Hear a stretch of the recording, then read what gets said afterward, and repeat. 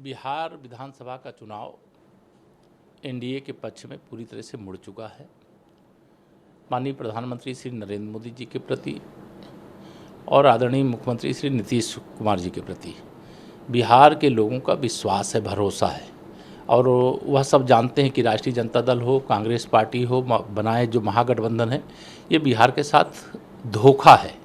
इसलिए लोग धोखेबाजी में नहीं पड़ना चाहते कि फिर से गलती कर बैठें और जंगल राज अब वापस आ जाए, भ्रष्टाचार करने वाले लोग सत्ता में आ जाएं। बिहार जो विकास के पथ पर आगे बढ़ चला है और विकसित बिहार का एक रोड मैप तैयार हो चुका है, उसमें अड़चन लोग नहीं चाहते। इसलिए लोग एनडीए को चुन रहे हैं, एनडीए को समर्थन दे रहे हैं और एनडीए ऐतिहासिक विजय दर्ज करेगा। यहाँ पर आप कह रहे हैं एनडीए ऐतिहासिक विजय दर्ज करेगा, लेकिन इसी दरमियान में आप तेजस्वी यादव सुबह एक प्रेस कॉन्फ्रेंस करते हैं। प्रेस कॉन्फ्रेंस करके वो आखिरी वक्त पे कई घोषणाएं कर देते हैं। वो कहते हैं कि हमारी सरकार बनेगी तो एक बार में महिलाओं को 30-30 हज़ार रुपया दिया जाएगा, 300 रुपये किसानों को पैडी के लिए दिया जाएगा, 400 रुपये गेहूँ, मुफ्त बिजली, इस तरह के तमाम और वादे आज उन्होंने अपने मैनिफेस्टो से अलग हटके किए हैं आज की वार्ता में। देखिए, श्री तेजस्वी यादव का जो भी वादा है, आज की प्रेस मैंने भी उनकी देखी है और उन्होंने जो वादा किया उसको भी सुना, इसके पहले भी जो वादा किया उसको भी सुना।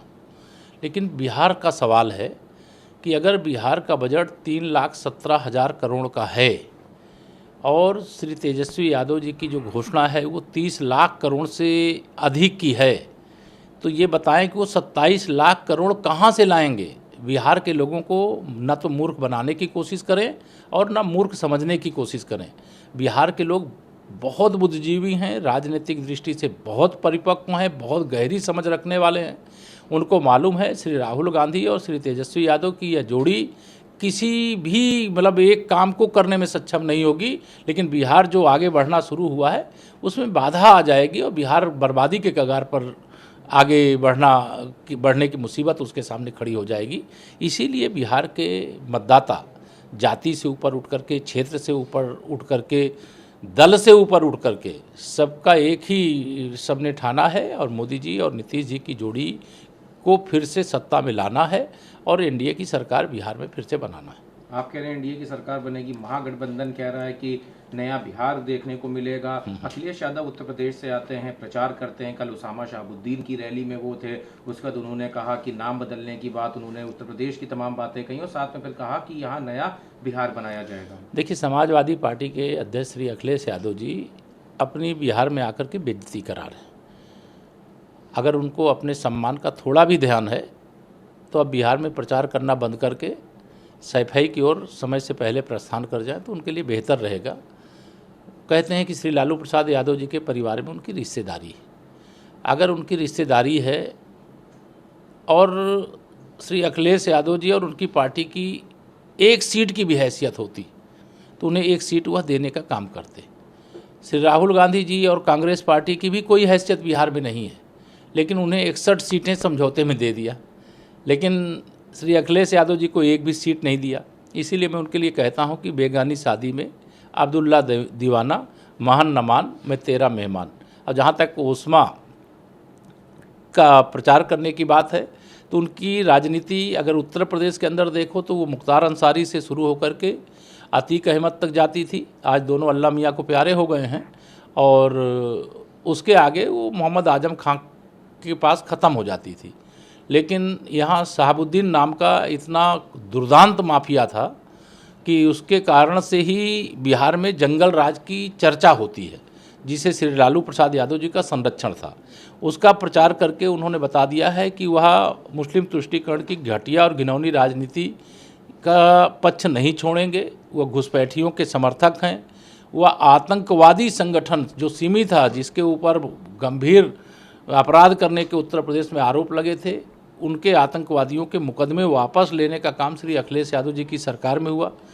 मैं तो धन्यवाद देता हूं माननीय उच्च न्यायालय इलाहाबाद को कि उन्होंने उनके मुकदमे वापसी की बात को नकार करके, और जब सुनवाई हुई, जब उसकी जांच हुई और उसमें फांसी से लेकर के उम्र कैद तक की सज़ा हुई, तो मानसिकता से चाहे श्री अखिलेश यादव हों, चाहे श्री तेजस्वी यादव हों, चाहे श्री राहुल गांधी हो, तो मैं एक को सांपनाथ, एक को नागनाथ, एक को कालिया नाग कहता हूँ।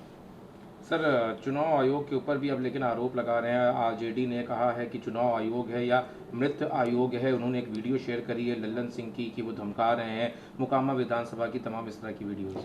देखिए, सबसे बड़ी बात जो श्री नीतीश कुमार जी के सुशासन की होती है और उनको सुशासन बाबू के नाम से बिहार के अंदर जाना जाता है।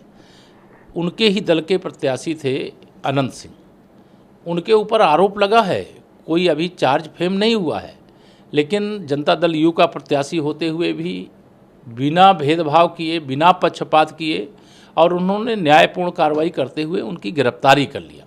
और गिरफ्तारी करने के बाद अब जब विपक्ष के पास मुद्दा नहीं बचा तो इस प्रकार की गैर जिम्मेदाराना बातें करते हैं।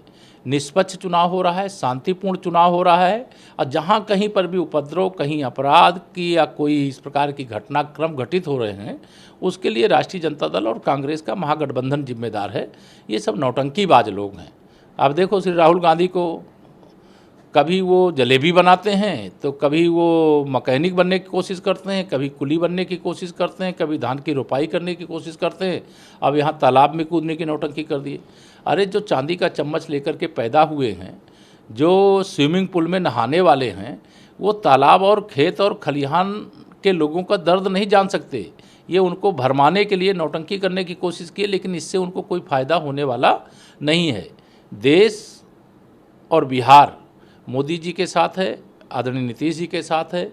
महागठबंधन टाएं टाएं फिस, ये खोदेंगे पहाड़ निकलेगी चूहिया। जैसे इनके अन्य राज्यों में रिजल्ट आए, चाहे वो हरियाणा प्रदेश का विधानसभा चुनाव, चाहे महाराष्ट्र विधानसभा का चुनाव और चाहे दिल्ली विधानसभा का चुनाव जो लोकसभा के बाद हुआ है, वहाँ रिकॉर्ड विजय भारतीय जनता पार्टी को मिली है। वैसे ही रिकॉर्ड विजय बिहार के अंदर भी मिलने जा रही है, ऐसा हमारा विश्वास है। और जनता का भरोसा सबसे बड़ी बात है, जनता का भरोसा।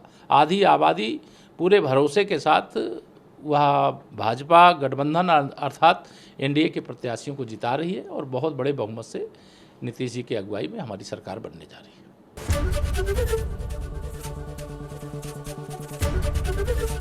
एबीपी गंगा, खबर आपकी, जुबान आपकी।